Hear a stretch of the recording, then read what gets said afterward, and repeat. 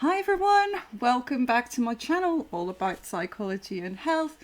And today I'm really excited to talk about something that I've been working on for a long time, and that is my emotional resilience course that I formulated it during the pandemic.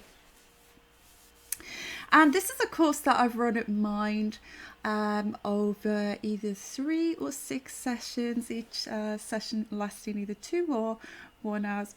And I've compacted it down now as well, and done another reformatting of the course so that it can be delivered as a deep dive really into what emotional resilience is over 2 hours. And really it's a good one that could help to supercharge your self-care. A great one for occupational stress, all of that kind of thing. And just a good general course that is really beneficial, and it can really help you to deal with those day-to-day stresses. So today I'm just going to talk a little bit of around the background of how I formulated the course, and some of the research around resilience in psychology that has led to some of the content of the course. The course itself is all based around an acceptance and commitment therapy model, all around flexible thinking and mindfulness and self-compassion. So you'd be learning some lovely skills using some nice, really effective tools if you choose to come along to one of the sessions. So let's get started and have a look at what resilience really is, because it's kind of this ephemeral, woolly kind of term, isn't it? That, on the face of it, it might be quite subjective if we don't really sit down and try and define what all of this is about. So, in psychology, it has been defined in lots of different ways over the years, resilience, and it's something that we have to always remember is culturally specific. So what constitutes resilient here in our country, and what constitutes resilience in Japan or the USA, it's all going to be different. And also over time, what we viewed as resilient 100 years ago, of course, might be very different today. So you can see that this is the term that may have evolved over time and be different, be culturally specific. So it's something worth pointing out before we begin. So let's get going. Early studies on resilience, where I want to begin. And in psychology, those early studies were really focused around this fascination that psychologists had around why. The question is always a why, isn't it, in research? Why is this happening? Why are some people navigating difficult and challenging life events while other people are not? Why are some people rising and other people falling? So a lot of the research around this began in the post-war era, around the war, around that real hardship and trauma, really, around combat and around all that upheaval. And those definitions were all around people's ability to adapt and bounce back from adversity. But what do we mean when we say adversity? Do we just mean the war, the natural disaster, the top coming off the mountain, that kind of thing? Well, no. This can be any negative life event. Yes, it can be a catastrophe, but it also can be a significant stressor. And what stresses out one person obviously doesn't stress out another. So that too can be subjective, but it's usually something that is associated with what we call in psychology adjustment difficulties. What heck is that? This is some more psychology babble, isn't it?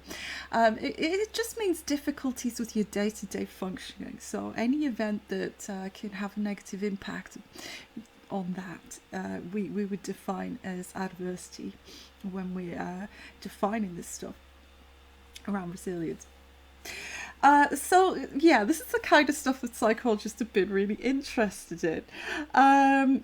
The Second World War, it was all around that. So when I looked here at this literature review here by Sisto and colleagues, 2019, they point this out. They say that after the Second World War, researchers began to investigate how people overcame traumatic events which can cause psychological distress.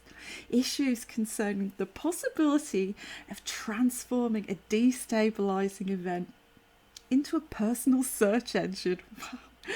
The ability to integrate light and shadows, resources and vulnerability, suffering and courage started to become primary subjects of research aimed at providing a better understanding of the processes of resilience. So there's this kind of multifactorial element going on here.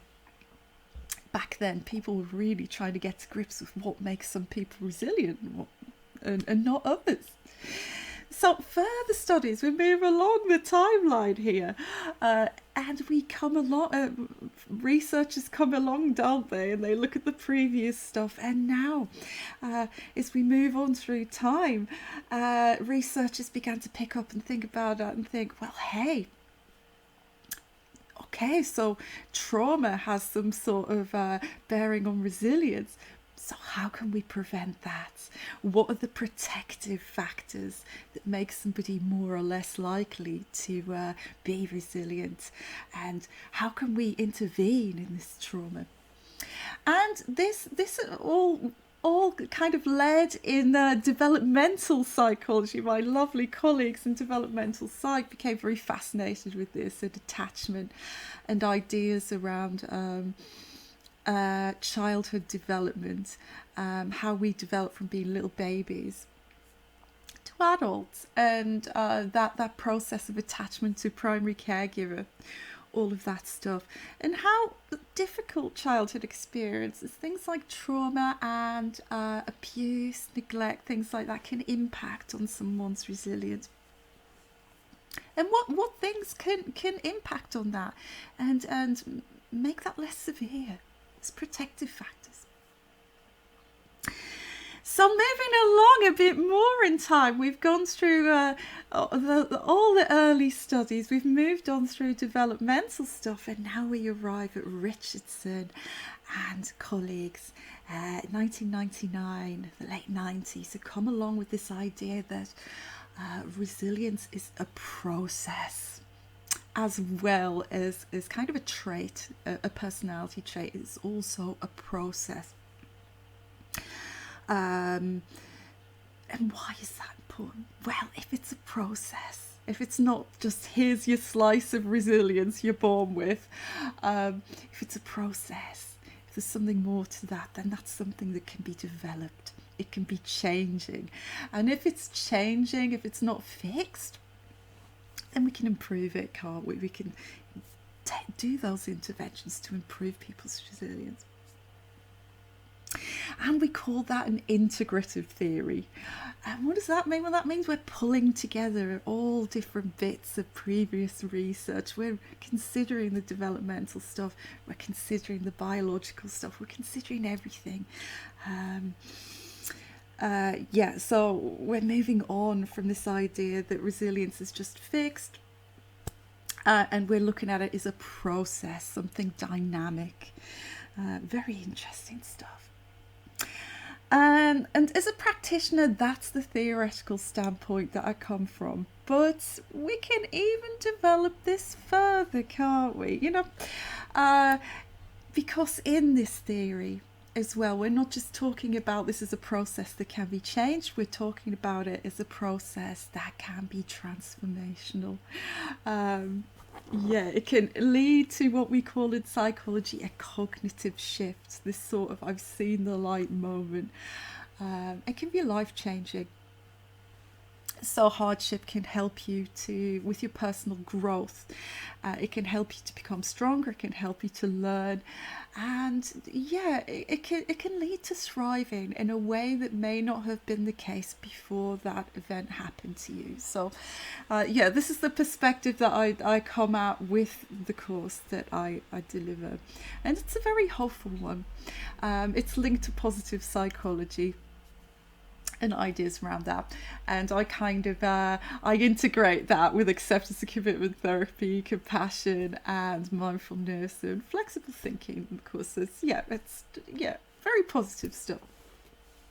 So that is the background around that, and I thought it would be really interesting to just go through and cover it, so that anybody out there who signed up for one of my sessions or is coming along to one of my courses can get a nice bit of context around it about how I've developed this stuff, and get a sense that it is based on evidence, it is based on good current research. Because I always try to do that. I'm always going to try to bring to you interventions and courses that are effective and have a good evidence base for that. So, how can all of this stuff help us? How can improving our emotional resilience help us? Well, of course, it's going to help us to navigate difficult emotional situations, difficult thoughts and feelings. But also there is some evidence that it can help us as well more generally with our health, right? So there's some evidence that it can help you recover quicker from illness because you're less stressed.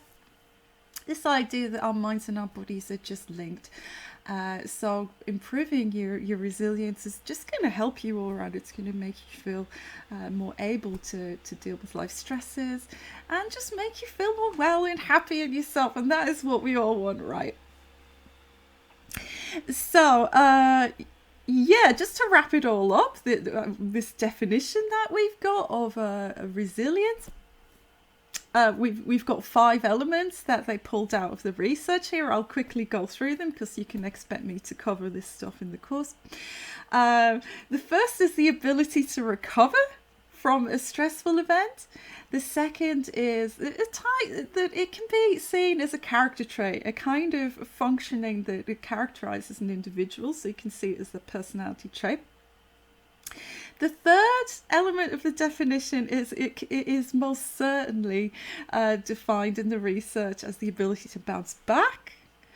And number 4, a dynamic process that evolves over time. It isn't fixed. And the 5th and last one we've got here is that positive adaptation to life conditions, that transformational nature of suffering. Wonderful stuff. So you can expect to find all 5 of those things from the latest research literature review we've got here. You'll be able to find them in the course, and that will all be included. That's how I've kind of structured it. So that's wonderful stuff. That's my background. So anybody who's booked onto the course, I'd be really, really super excited to see you soon. Of course, feel free to have a look at anything on the channel, leave your comments, likes, suggestions, opinions, anything you've got, any ideas about resilience or anything else, just hit me up, let me know, and I will see you next time on the channel. Thank you again for watching.